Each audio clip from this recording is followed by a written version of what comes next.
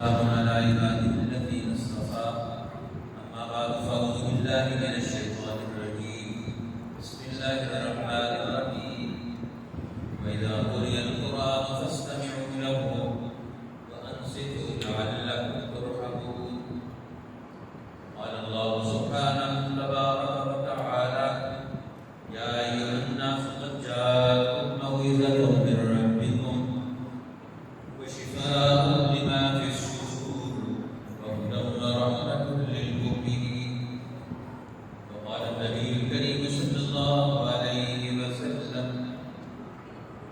إن هذه القلوب تصدق كما يصدق الحديد بالماء قالوا فما جلاؤها يا رسول الله قال بكثرة ذكر الموت وتلاوة القرآن وكما قال النبي الكريم صلى الله عليه وسلم قال رسولنا الكريم صلى الله عليه وسلم من حفظ القرآن وعمل بما فيه ألبس والداه تاجا يوم القيامة صوته أحسن من ضوء الشمس لو كانت في بيوتكم الدنيا أو كما قال صلى الله عليه وسلم صدق الله النبي وصدق رسوله النبي الكريم حضرات علماء کرام حاضرین مجلس حفاظ کرام کافی دیر سے آپ حضرات تشریف فرما ہیں آج یہ ختم قرآن حکیم کی بابرکت تقریب ہے جس میں آپ ہمارے ساتھ اور حضرت مولانا ابو بکر قریشی رحمۃ اللہ علیہ کے حفیظ کے پوتے حافظ قاری عتیق اللہ صاحب قاری فویض صاحب کے بیٹے ہیں اللہ تعالیٰ ان کے قرآن حکیم کے تعلق کو بابرکت بنائے ان کے خاندان میں ان کے گھر میں ان کے اس علاقے میں قرآن حکیم کی برکات اس کا ظہور ہوتا رہے قرآن حکیم وہ عظیم کتاب ہے کہ جس نے امام الانبیاء صلی اللہ علیہ وسلم کے قلب اطہر پر اس کا نزول ہوا اور آسمانوں سے 600 سال کا وحی الہی کا بند دروازہ وہ حضور علیہ السلام کی تڑپ کی وجہ سے کھلا اور اللہ کا قرآن وحی بن کر آپ کے قلب اطہر پر آیا حدیث پاک میں آتا ہے نبی اکرم صلی اللہ علیہ وسلم جب دنیا سے پردہ فرما گئے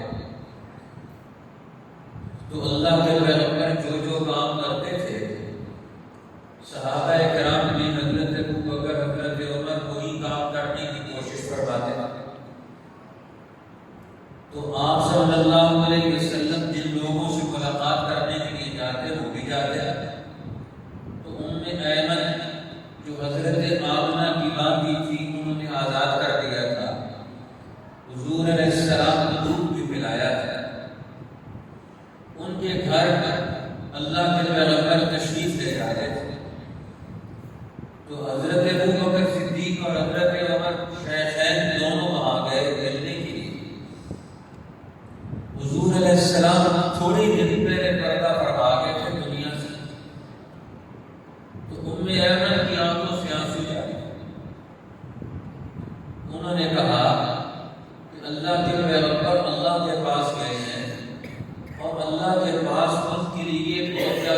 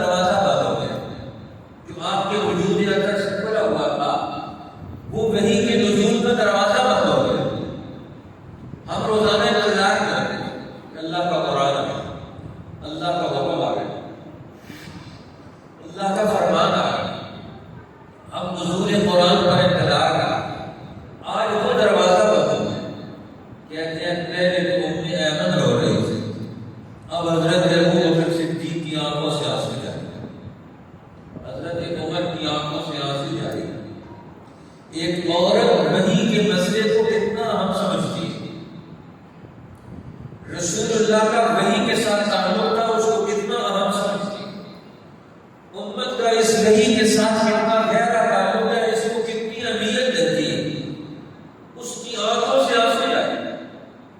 آج ہمیں قرآن پاک کی اہمیت کو سمجھنا اور سمجھانا ہے۔ یہ کتاب ہدایت ہے، یہ کتاب حیات ہے، یہ زندگی کا پروگرام ہے، یہ دنیا اور آخرت کی ساری زندگیوں کے مرحلے۔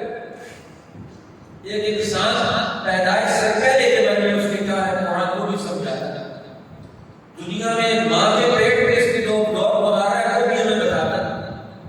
دنیا کے پیٹ میں اس نے جو وقت گزارنا ہے وہ بھی ہمیں قرآن بتاتا ہے۔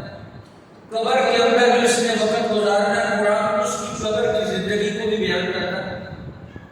حشر کے میدان میں انسان سے رب العالمین کے سامنے کھڑے ہو جائے قرآن کو بھی سمجھاتا ہے۔ اس کے بعد جنت اور جہنم کا تذکرہ بھی سمجھاتا ہے۔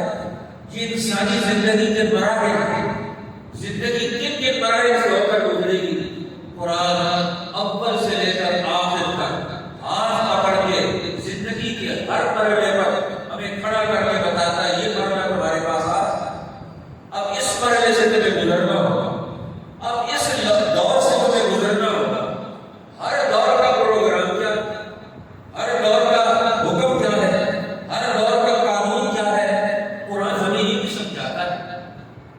اس لیے قرآن پاک سے صرف مسلمان کا نہیں پوری کائنات کا، پوری دھرتی کا، ذرے ذرے کا ہمارے والد گرامی حضرت مولانا قاضی شمس الدین صاحب رحمۃ اللہ علیہ قرآن حکیم کی محفل میں یہ حدیث بیان کیا کرتے ہیں۔ امام بیضاوی نے یہ حدیث نقل کی ہے کہ جب کسی بستی میں ایک چھوٹا بچہ قرآن حکیم کی آواز کرتا ہے، آواز بسم اللہ الرحمن الرحیم الحمدللہ رب العالمین شروع کرتا ہے، نہ سمجھ بچہ ابھی سمجھ نہیں آئی، ابھی وہ عمل نہیں کر سکتا، ابھی اس کو علم بھی پورا نہیں آیا، صرف اس نے قرآن کے علم کا آواز کیا۔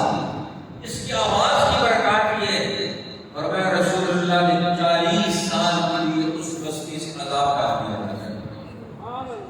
40 سال کے لیے اس بستی سے عذاب کر دیا۔ اب یہ معمولی بات نہیں، قرآن عذاب کو ڈالنے کے لیے جو قدم اس کی طرف اٹھے، جو زبان اس کو پڑے گی تو اس کے نتیجے میں وہ دنیا میں عذاب سے بچ جائے گی، تباہی سے بچ جائے گی۔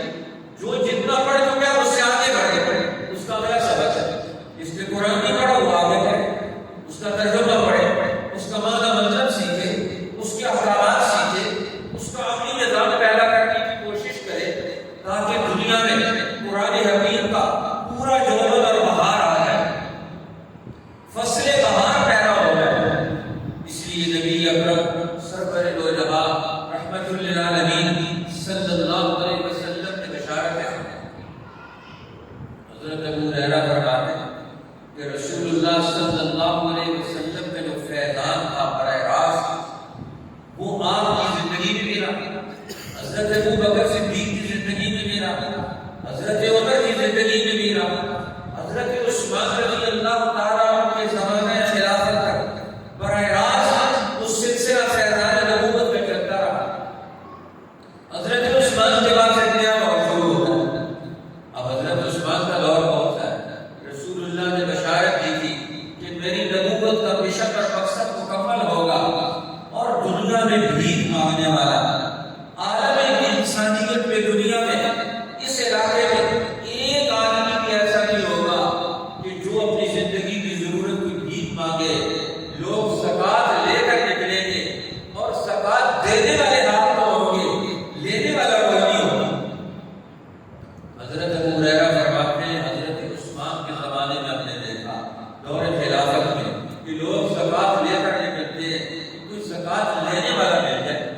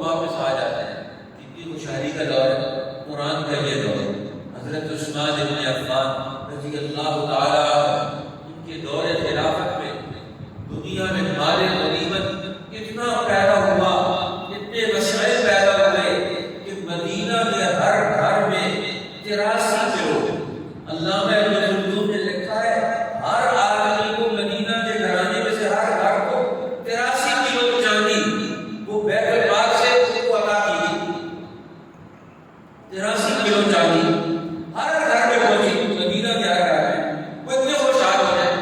اور خوشحال ہو کر کریں گے کیا؟ اب قرآن پڑھیں, اب مسجد کو آباد کریں, اب مخلوق کی خدمت کریں. اب دنیا میں ہر مسئلہ حضرت عثمان بن عفان رضی اللہ تعالیٰ نے حل کر کے دکھا دیا. کوئی ضرورت انسانوں کی ایسی نہیں جس ضرورت کا نظام انہوں نے بتایا. نبی پاک صلی اللہ علیہ وسلم سے یہ حدیث نقل کرتے ہیں, خیرکم من تعلم القرآن وعلمہ, تم میں بہترین آدمی ہو جو قرآن سیکھے اور آگے قرآن سکھائے. قرآن کے سیکھنے سے اور سکھانے سے ایک نیا دور ہے. ایک بچے کو پتہ چلے میرا رب کون ہے, میری کتاب کیا ہے, قرآن کیا چیز ہے, آخرت کیا چیز ہے, عقائد کیا چیز ہے, قرآن کس چیز کو سمجھاتا ہے. ایسے ایسے اس کا دل و دماغ قرآن کے علم سے آراستہ ہوتا جاتا ہے. اس لیے اللہ تعالیٰ نے قرآن پاک پڑھنے والوں کی تعریف کی. قرآن پڑھنے والے, قرآن سمجھنے والے, قرآن سمجھانے والے, قرآن پر عمل کرنے والے. اور حضرت عثمان ان کا یوم شہادت کی کعبۃ اللہ میں طواف کرنے کے لیے گئے. حجر اسود کے سامنے کھڑے ہو کر ایک رات میں پورا قرآن پاک کا باب مکمل کر گئے. ان کی اپنا معمولات کثرت سے قرآن حکیم کی تلاوت کرتے تھے, قرآن کے ساتھ شوق قرآن اس انداز سے پڑھتے اور نازل قرآن پڑھتے تھے. کئی قرآن کے نزول کے سامنے بیٹھے اور اچھا پھر قرآن حکیم کی خدمت کا وہ موقع ملا ان کو کہ انہوں نے پوری دنیا میں آج جتنے کلام مجید کے نسخے موجود ہیں ان کو مصحف عثمانی کہا جاتا ہے. امت پر قرآن کے حوالے سے ان تینوں خلفاء کا بڑا احسان ہے. حضرت ابو بکر صدیق نے قرآن کی تدوین کر کے اس کو کتاب نشر کرنے میں, حضرت عمر نے قرآن حکیم کی تدوین کے بعد پوری امت کے اندر رمضان کے اندر تراویح کی نماز کا پورا نظم و ضبط بنا کر پوری امت کو قرآن پر کھڑا کر دیا. پھر حضرت عثمان بن عفان نے قرآن حکیم کی تدوین کا نیا دور پیدا کر دیا. پوری امت کے اندر ایک قرآن پر پوری امت کو جمع کر کے دکھا دیا. قرآن سے اتنا گہرا ہے, پوری دنیا میں آج قرآن موجود ہے, اس کو مصحف عثمانی کہا جاتا ہے. حضرت عثمان نے اپنے زمانے میں اس کو تحریر کروا کر, اس پر مور لگا کر, خلافت کی مور لگا کر اس کو پوری دنیا میں بھیجا. وہ کہتے ہیں کہ جب سمرقند میں یا کہاں یہ سمٹ ہوئی تھی, ایوب خان آ گئے تو وہاں کی حکومت نے گفٹ کے طور پر وہ حضرت عثمان کا قرآن جس پر وہ آخری دور میں پڑھ رہے تھے اس کی فوٹو کاپی انہوں نے گفٹ کے طور پر ایوب خان کو دی تھی. وہ پاکستان لے کر آئے تھے, پتہ نہیں اب کون سی میوزیم میں کون سی لائبریری میں پڑی ہوگی. بہرحال وہی قرآن وہ پوری دنیا کے روایت موجود ہے.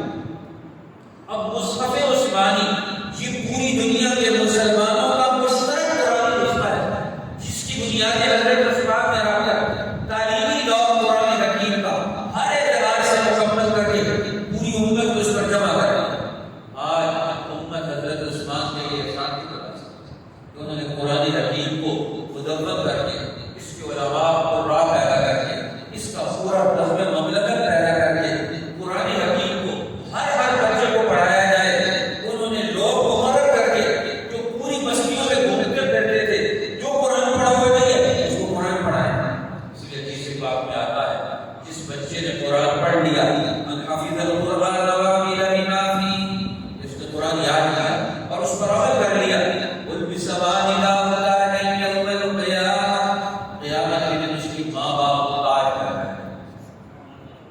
اس کی روشنی سورج کی روشنی سے زیادہ ہوتا ہے. کہتے ہیں اورنگزیب عالمگیر کے بیٹے نے قرآن یاد کیا, جب یاد کر کے مکمل کر لیا تو وہ گیا اپنے باپ شاہ جہان کو خوشخبری دینے کے لیے کہ آپ کے پوتے نے قرآن یاد کر لیا. اس نے کہا یہ خوشخبری تو مجھے کیسے دے سکتا ہے, یہ خوشخبری تو تیرے لیے, کل قیامت کے دن تیرے سر پر تاج سجایا ہے, تو دنیا میں بھی بادشاہ ہے وہاں بھی بادشاہ ہوگا. اورنگزیب عالمگیر بوڑھا آدمی, بڑی عمر کا آدمی, تو کہتا ہے میرے لیے تو خوشخبری اس وقت ہوگی قیامت کے دن میرے سر پر تاج سجے اور تو قرآن یاد کرے. عالمگیر کے دل پر ایسی بات لگی, وہ گیا اور کچھ ہی عرصے میں قرآن یاد کر کے آ گیا. ابا جان